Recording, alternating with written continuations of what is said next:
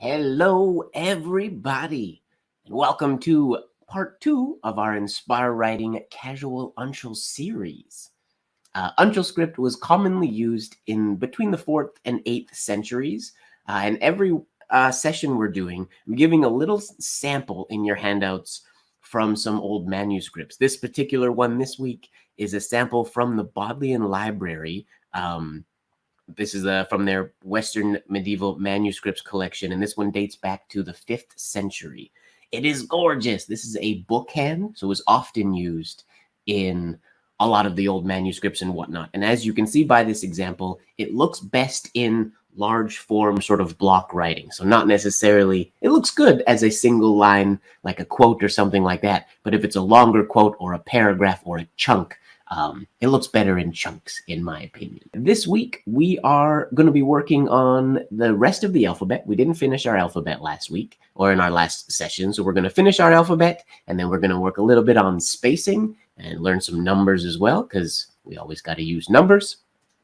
And then we can get into it. For those of you who don't know, again, my name is Mike. I'm a professional calligrapher based out of Vancouver, Canada.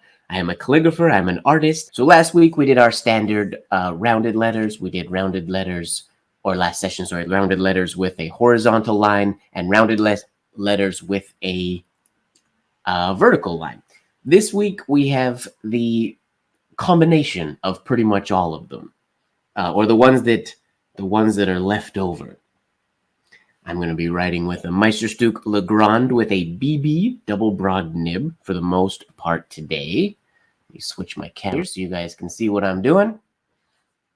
So yeah, like I said, we have the remaining letter forms. So some of the forms that have angles, some of the forms that are maybe a little bit more narrow, or ones that don't fit into the categories that we did in our previous week. First up, we have the capital B. So for those of you who weren't here in our previous session, on the left here, I've given a sample of what more traditional writing of uncial would look like. This week we are doing, or this series we are doing, casual uncial. I'm taking some of the rules that we use when we do calligraphy, and I don't want to say throwing them out the window, but essentially throwing them out the window and trying to make this more of a casual, approachable script that we can write nice and easily. So with the B, we're going to dive right into it. We start with a straight down stroke. And then we have we're going to start slightly below the top. We have our first and our second. I made my second one a little too small there. You're going to want to keep the first one a little smaller. There we go. Now, if we take off the bottom bowl of the B and we just do an R, or if we take off the bottom bowl, we get an R. Come down here. We have our top, same as we had on the B. When I stop, I'm just going to go down in an angle and add a little flare on the end there. And the length of this, totally up to you. You can sit it on the baseline if you want. I personally like it dropping below the baseline, but it doesn't have to drop below the baseline. You could end it right there. Or depending on the piece of work you're doing or the writing, you might want that to drop down even lower. Totally up to you, sort of how far down that goes. Now, if we take the top portion out, we keep the bottom portion the same, we can make a capital K. We have that same vertical line going all the way from the top down to here. Now from here, I can come over and do a curved down stroke and then a straight line down, or angled line, sorry, like we did for the R. Now with the L, we're going to go just a vertical line and a horizontal line with, I like to put a tiny little accent on the very end, but you don't have to if you don't want to. We have a downstroke here. Now in traditional, we would lift, and then we would do our horizontal stroke here, again about 3/4 of the width of a full square. But since this is casual, we don't have to do it in 2 strokes. We can come down and over, nice and simple, down and over. Now we get a little more complicated with the S. So now traditionally, we would do in uncial, we would do the S in 3 strokes. You would have your first stroke here. I would have my second stroke and my third stroke. Now, because this is casual uncial, I'm just going to do all 3 of them like we would do a standard S. 1, 2, 3. Next up, we have an A. Now, A is one stroke that battles me all the time when I'm doing the capital A, but this is one variation of it. We're going to have an angled stroke. We start, if we imagine if we're doing this box right here, I'm going to start about 1/4 of the way in. On the top, I'm going to do a slight tick and then go down to the bottom angle. And a little tick on the end there.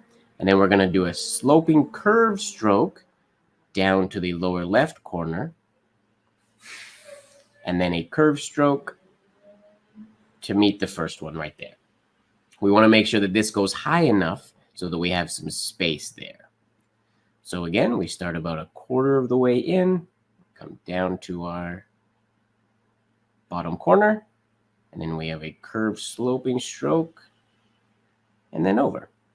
I made that sloping stroke a little too straight, I think, so I'm going to do one more here. Down stroke, curved, like so. Another variation of the A, if you're not a fan of that one, you can always do the same entry. And then you could do something, just a little loop right here. Now, when we go to our capital Z, or Z for my American friends in the chat, we're just going to have a simple horizontal line, an angled line, and then another horizontal line. Now, similar to the L, how we added that little tick on the end of the L, on the top of the Z and the bottom of the Z, you can add a little entry, so it's just coming up into that horizontal line and then going up at the very end as well. So we're just having it go up to the line, down, over, and up off the line. Just very, very slight. Now we go into our X. We have essentially the same angled stroke as we had on the B, the K, or sorry, the R, the K, and the A. We have an angled stroke. Unlike the A, this time it's going the full width of the letter all the way down. And then we come up here and we do another one all the way down the other side. So you can see we have this little slight, very slight tick at the top and slight tick at the bottom. And then we have these curve strokes, curve in and curve out. And that concludes, that was the remaining letters. We finished the previous half of the alphabet, or 3/4 of the alphabet, in our previous session. So now we can go into some punctuation. But first, the period, the quite simple period. When we're doing monoline, it's just a dot. If you're using a broad pen, or like for me today with the double broad that I'm using here, I'm going to just pull down slightly. Ideally, what you want to create is that diamond shape if you're using a broad or a stub nib. If you're not, then it's just essentially a circle. If you want to make a comma, we just do a slight pull and then a little drop down to the lower left. So we're doing the period with a little tail on it.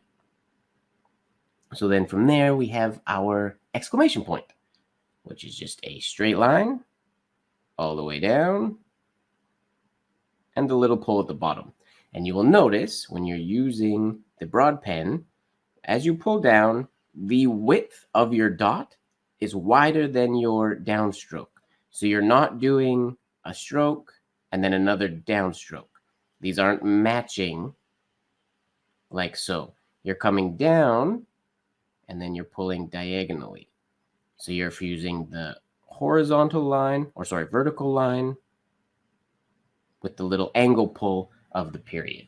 Now then, if we go into question mark here, Question mark is another one at full width. We're going to condense the question mark a little bit because at full width, it has to go, for it to go all the way over here and then all the way over here. That's just way too drastic and it looks like it's very stretched out. So we condense the width of the question mark. So we have a nice curving stroke here, the compound curve. And then again, not continuing down, but pulling diagonally to get that little period on the bottom. Again, we have up and around, compound curve to there. All right, our numbers. Again, these are ones that some of them are going to look all right at full width, but for the most part, our numbers are going to be condensed horizontally just a little bit. For the one, we start with a little upstroke and down. So we have a little curve up and then down straight. For our two, we're going to start it like we started the question mark, but instead of going into a compound curve, we're going to go straight down to our lower left corner. So we start here, curve over, we get that same bowl that we had for the question mark. But then when I get here, I'm going to transition to a straight line all the way down. And then I'm going to finish with my horizontal stroke. And if you want, on this one, you can add the same little tick that we did on the L and the Z. Curl over here, straight down, curve. And you can give it a little tail if you want. We go down to the 3. We start with a horizontal line. Now, unlike the 1 and the 2, and most of the letters we've done so far that start in the top left corner, we're going to treat this one kind of like the A that we did.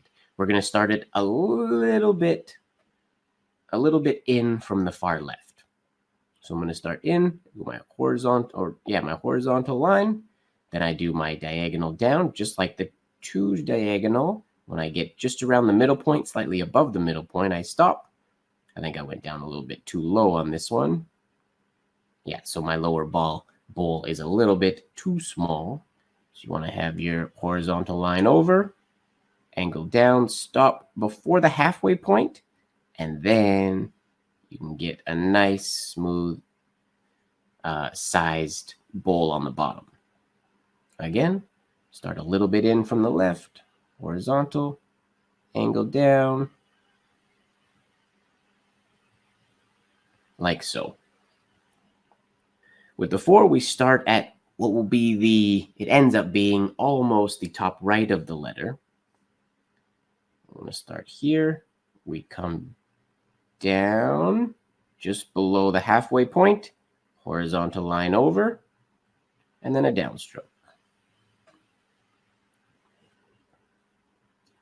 So you can see this is another good example of when we do it with the broad pen, it fills up 2 full spots, no problem. But when we do it in monoline, if I do the BB, the double broad isn't a monoline nib, but if I do this full width,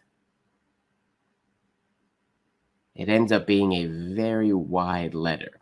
So you might want to condense the width just a little bit. Now we go into our number 5, starting with a downstroke here. We get to the halfway point, and then we create just a small version of the similar to what we did with the question mark and the number 2. We just continue it around like so, just a mirror of the capital C. Then we have our horizontal line over like so. Again, we have our downstroke to the middle. From there, we bounce up and do our bowl and over. Now we're going to go into the number 6. For Casual Uncial, just do it all in one like we would do with a standard number 6. Start here, add the tail, come down, loop all the way around like so. And we go into the number 7. Very simple letter form here. We just have our horizontal stroke, and we do a curved downstroke to not quite all the way to the left. We don't go all the way to the lower left corner. In traditional Uncial, we would do this again in 3 strokes. You do your first compound curve, like we were doing the S, then you'd come here and do the top bit, then you'd come here and do the bottom bit. For me, when I do the 8 in Casual Uncial, I do 2 O's, 2 circles. In Casual Uncial, I do the top circle, and then I do the bottom circle, like so. Then we go to the number 9. We're going to do this one. Again, I'll compare the, in traditional, we would do something like this. The first stroke, and then the second stroke, coming all the way around. But in Casual Uncial, I'm going to go up at the top and just loop all the way around, like so. Then we do our O. You can do it either in your 2 strokes, like so, or in a single stroke, like so. And there are multiple ways that you can kind of space any writing. This is the way I like to look at it. If you look here, we have 2 straight lines. So when I have these 2 straight lines, if we imagine the space in the middle, I think that is just 1 letter space. But now if I were to do something like an O, if I space things out 1 full space between the O or between the rounded forms, it can look like too much space. So I like to bring it in a little bit. Now, if we go a step further and we have 2 circular forms or 2 rounded forms next to each other, same thing. I'll bring them a little bit closer. We have, again, a similar volume there. So there is in this here. You can kind of choose what you prefer. Then we go to, so that's our letter spacing. Next up, we have word spacing. So for the word spacing, if you imagine the letter I in between your letters, so you can see here, I wrote fun time. And between the N, if I were to do an I, the I would fit right there. So we have here a quote by Edward de Bono. See here in the example that I showed you from the Bodleian, even take, for example, this M. This M versus this M. This M's not perfect. This up first, if we're getting critical, the first hump is bigger than the second one. This one, it's a little off angle than that one. So don't stress. Just write it. I will finish off by saying, please fall in love with this process. And don't forget, it's not meant to be taken seriously. Life should be just a bit of silliness, really. Thanks a lot, everybody. I'll see you on Instagram.